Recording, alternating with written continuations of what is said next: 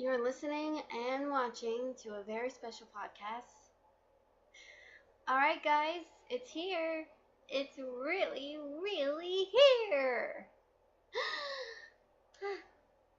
Yes, the grand, the great, the sequel, Phenomenon Serendipity 2. Isn't that wonderful?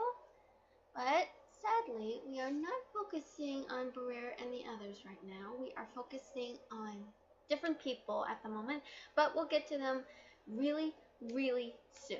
So, be patient, okay? Alright, let's get started, shall we?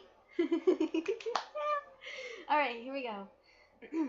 We're going to start off from Briar's point of view, but we're going to focus on someone who is above all people, and he is the royal prince.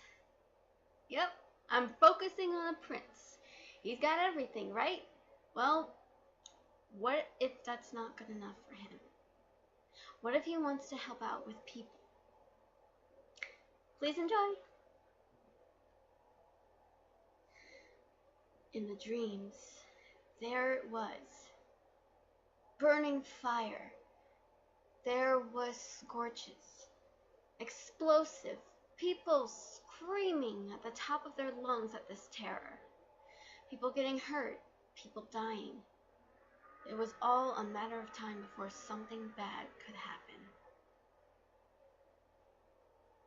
It was really scary.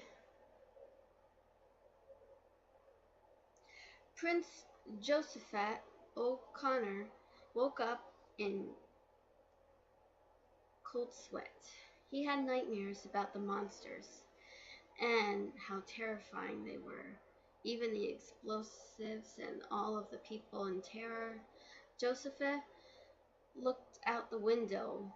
It was a beautiful sunny day. He could see the rays of sun shining down on him. A nightmare. It seemed so real. Then there was a knock on his door. "Your Highness, are you awake?" a voice asked from behind the closed door. Josephat turned to the door. "Yes, I'm awake," he called. "Just to remind you that you have a photo shoot at 10 o'clock a.m. sharp," said the voice. "Oh, thank you for the reminder. I won't forget," said Josephat. He turned back to the window, staring into nothing, but he thought about lots of things. He thought of the homeless, the hungry, and the sickness of people. He thought how they were suffering in an area of his hometown, Fireburn Hills, and his palace that he grew up in. He may feel lucky, however, he felt like others aren't so lucky like him. The Prince of Fireburn Hills felt like he's not living up to his potential. He could be helping out at schools, hospitals, shelters, nursing homes, huts, and other places. All he does is portraits posing, attend at parades where he smiles and waves to the crowd. Nothing challenging. He's not just a pampered prince. He knows mathematics. He knows 7 languages. He could name all the 50 states in America and the other worlds. And he knows other subjects in his private lessons. Little did he know that the prince will have a chance in something, to take part in fighting these monsters. During the portrait posing event of the photo shoot, the prince was dressed up in white, but he looked bored. "I'm sorry, but will you be much longer? It's not like I have anything else to do," said the prince. The person doing the photos called out, "Prince Josephat, please, try to remain still." But the prince couldn't remain still. He hated this outfit. It itches his collar. It was so bad, he couldn't even stand it. "This is ridiculous," he said. "I feel like a swan," he said. His father, the king, and also his mother, the queen, just smiled at him. "Oh, your highness, don't be ridiculous. You look fine," said his father. Josephat just sat there.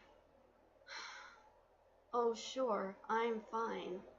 This is all I do. I have to pose at photos in these horrible clothes that I have to wear. I have to do portraits as well, and all I do is smile and wave, right? There's nothing more exciting, nothing more challenging for me, said the prince. He began walking around. The man who was doing the photos was really getting frustrated and agitated. Oh, I knew I should have come here, he muttered to himself. The prince continued, rambling on and on. I'm not just a swan prince. I mean, I can speak 7 languages. I know all of the 50 states in that one world, America. I could even name them all on the top of my head. The queen couldn't believe it. Your Highness, she called out, but the prince wasn't listening. I'm just not living up to my potential. I could be helping out the sick and the poor, the ones who have disabled in life. I can't be just sitting here and doing stuff. I should be lucky to have a life, but what about others out there? There's got to be something more to this, said the prince. Then the man appeared with his camera. How about you just hold still for me, Your Highness? Everyone just wants a copy of these photos. I have to get them done by tomorrow. But the prince was not listening to him and turned to him. Listen, I just want to do something different. How about if I get something more comfortable for you to wear? Said the photographer. The prince was even more irritated. Ugh, no, not with my clothes. My life, he claimed. Before the photographer man was about to lose his temper, the king placed a hand on the guy's shoulder and said, Listen, why don't you take a break? We've been doing this for the last few hours this morning. Come back and maybe we can do this again when he's in a better mood, said the king. The photographer nodded. Good idea. I believe my coffee break is calling. And then he left. The king came over at the prince. Josephat, said the king, I know what you're going to say. I wasn't on my best behavior. The prince said, It's not that. The king said, Why are you speaking this way? Why are you saying these things? Oh, Father, don't you feel like people out there don't have such of a lucky life like I do? We do? Asked Josephat. The king began to soften a bit. Well, now that you mention it, I have been thinking about that. You see, Prince Josephat said, that's exactly what I'm talking about. There are people out there. They don't have the life that we have. And I just want to help them out. I want to help out with the poor. I want to help out with the homeless. I want to do something for a change. I don't want to be just in parades and all other things. There's got to be something out there for me to do. Something more challenging. As I stated before, the prince said, the king had to agree. When his son was very young, he once went around the city one time in the carriage. The prince was amazed to see the sights that he'd never seen outside. But then, his happiness soon changed into sadness when he saw people, homeless people.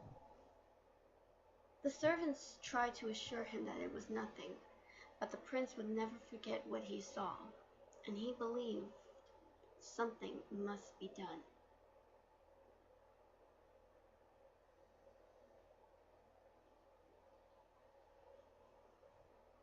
The king and queen didn't know what to do, so they had to decide only one thing.